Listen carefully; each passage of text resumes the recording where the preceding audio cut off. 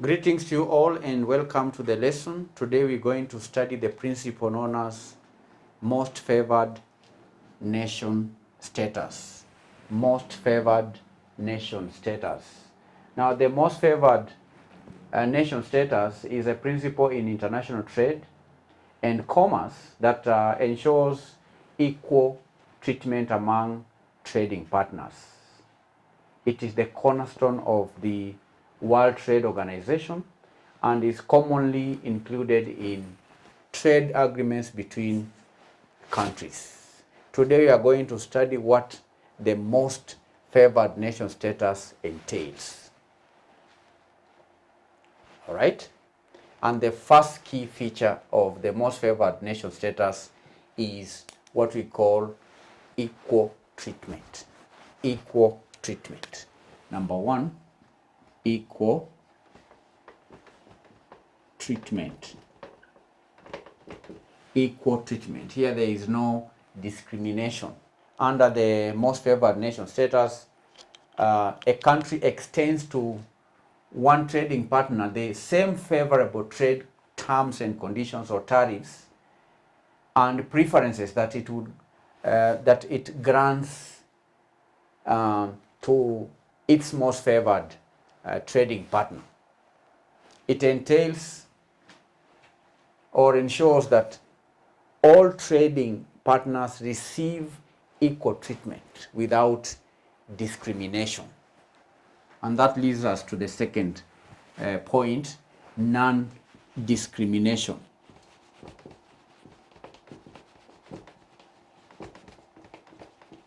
Non-discrimination. The MFN principle prohibits preferential treatment. It prohibits discrimination among trading partners, such that if a country grants concessions, for example, or if a country reduces tariffs to one nation for certain goods, it must also offer the same concessions to all other nations with the MFN status for the same goods. There is non-discrimination. Number three is what we call World Trade Organization framework.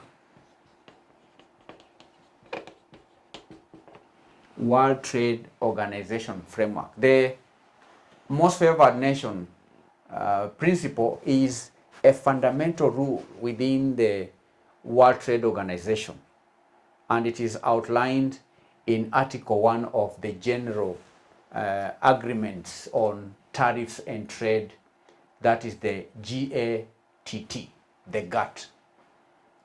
This principle encourages fair and non-discriminatory trade practices among member nations. So it is embedded within the World Trade Organization framework. 4, trade liberalization.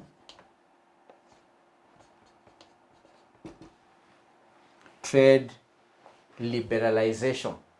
The Most Favored Nation status promotes trade liberalization by preventing countries from favoring specific trading partners over others.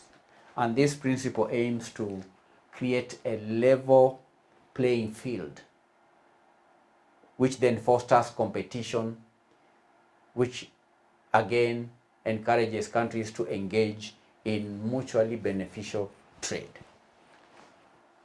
It fosters trade liberalization. Trade liberalization. Number 5, bilateral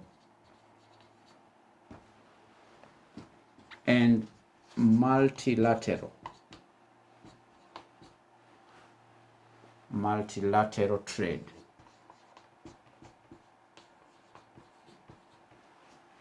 Bilateral and multilateral trade. The Most Favored Nation status can apply in both bilateral and multilateral trade negotiations. All right? It can apply in bilateral and multilateral agreements. And in bilateral agreements, nations offer each other MFN status.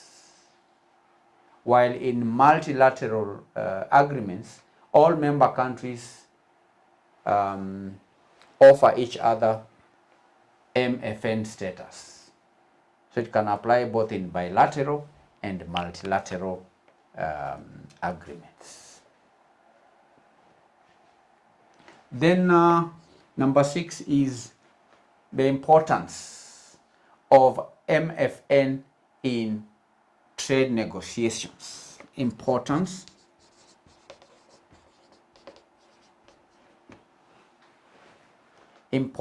in trade negotiations.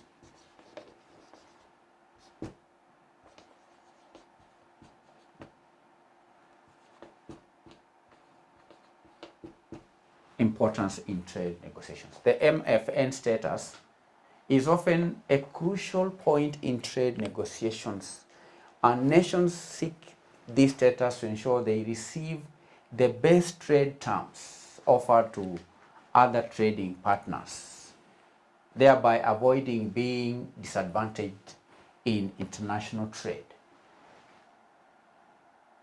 So this is what most favored nation status involves, and candidates, the most favored nation status, we can say, promotes fairness, it promotes transparency and non-discrimination in international trade by ensuring that benefits granted to one trading partner are extended to all partners under similar circumstances, and that fosters a more open and equitable global trading system.